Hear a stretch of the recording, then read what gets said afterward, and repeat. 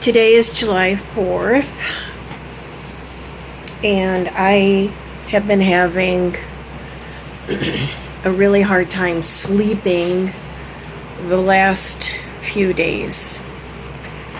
An Army PFC female by the name of Vanessa Guillon, and I hope I pronounced that correctly, her body has been found. She had been murdered in the armory. And the armory is where you store weapons. Therefore, it has limited personnel that go in and out of there, obviously, because they're storing weapons. So whoever murdered her had a code to get in there. I don't quite know all the details yet, and trying to follow it. I'm off the edge right now. My PTSD is... And it brought back memories, if you will, of Marine Corps Lance Corporal Maria Louderback, Lauterbach. And apparently this young lady was having an affair, alleged, and the male Marine didn't want his wife to find out about it. He murdered her, dismembered her, and burned her in a barbecue pit, her corpse. He had help doing it. Other Marines helped him. And this brings up memories, bad memories for me. And I served in the Marine Corps from 77 to 82.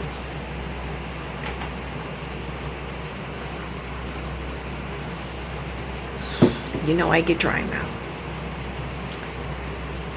And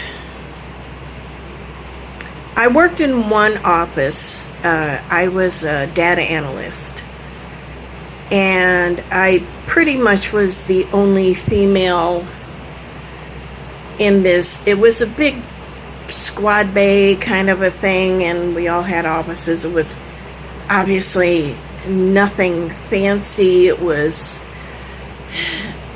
military, nasty furniture and shit like that. And I was a sergeant at the time, and that there was a staff sergeant, and this was in early 1982, and there was this staff sergeant who was the proverbial male pig when it came to sexual deviance, and there was only one other one that was worse to him, but I'll get back to that. And you know, I mean, our office, we didn't have cubicles, no walls were up, so everybody could see on each other's desk. And on his desk, you know, you have plexiglass, and then you have papers underneath it that you use all the time, reference papers.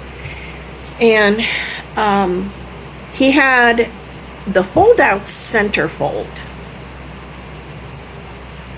of, and I forget which magazine, where it was a crotch shot. It literally was her crotch in the legs, looking at this female's genitalia all the time. And it was so illegal as hell, even back then. And I kept complaining. Now, they had Playboy calendars up and stuff like that. I didn't say anything. But the crotch shot, that was over the limit. Because what it did to him, it kept his mind riled up to I want to keep my dick hard and I want to fuck that pussy. And having it there day after day after day. I'm not a prude, okay? I really am not. And stuff. But what you do in your own home, whatever. When you're at work, you don't have that on your desk. I'm sorry. And I kept complaining to my NCOIC, that's technically my boss, and I said, get rid of this, talk to him. Now, the guys who he was a staff sergeant, he was one click above me. And in the Marine Corps, there's a division between, I was an NCO, he was a staff NCO. And I wasn't supposed to talk to him about this because I was lower ranked than he was.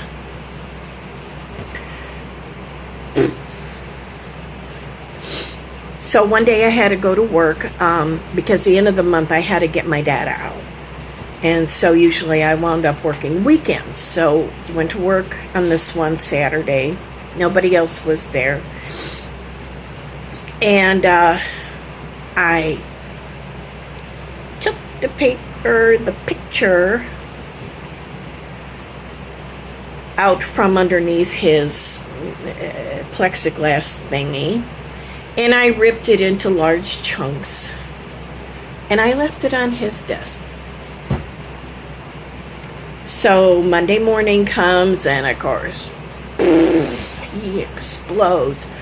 You goddamn bitch, you, how dare you touch my stuff? How dare you motherfucker. And I just stood there with my arms folded, and everybody was watching us, and he was right in my face about this. I said, you're not allowed to have that here. I have told everybody about it. You're not allowed to have it here. Everybody knows that. It's none of your business. This is my property. Blah, blah, blah, blah.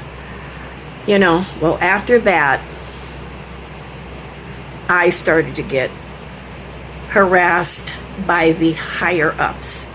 Every time I would go to them about something, they were like, oh, okay. Well, one day I come into work,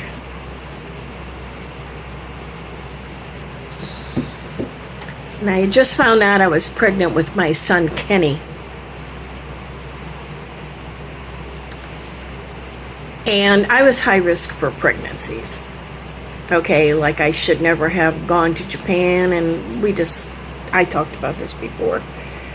And, I was already 26 or 27, and so one day I come into work, and my gunny calls me in. He goes, you've got orders. He knew I was pregnant. And in the Marine Corps, okay, I gotta tell this. In the Marine Corps, you enlist, you go through boot camp, you go through your schools, and then when you start to re-enlist, pardon me, throat's really dry.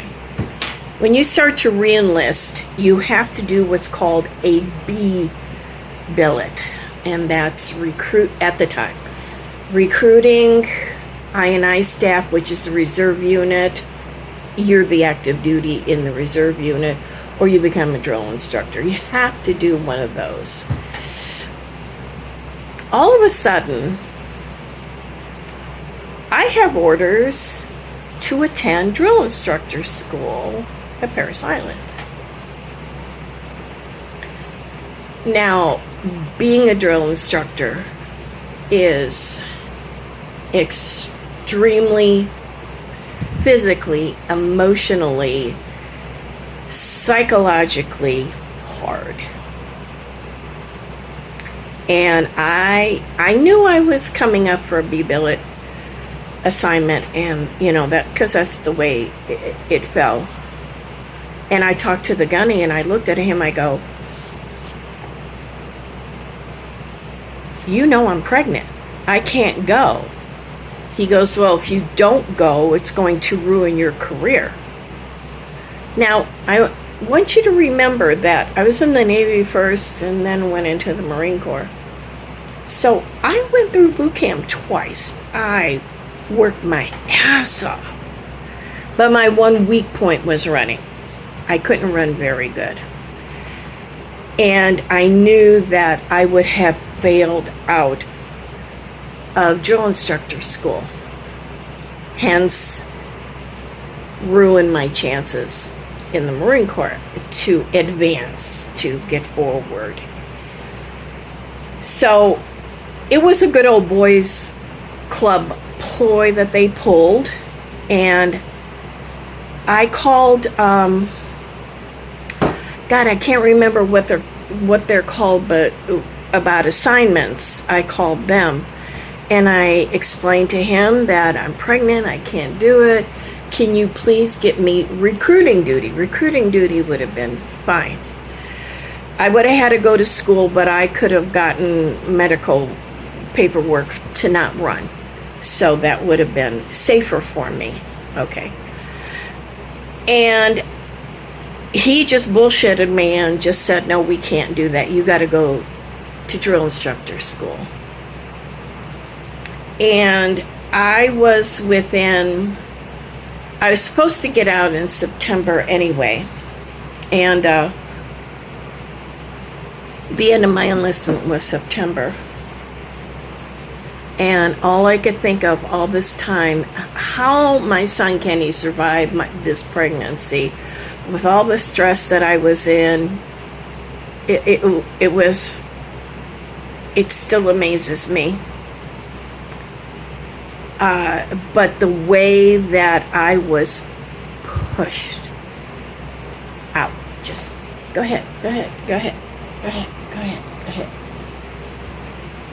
You know, and then when you read about these young ladies that have been murdered. Now, as far as I'm concerned, my Marine Corps career was murdered by them. But that was the least of my worries, to be honest with you. I was worried about my pregnancy.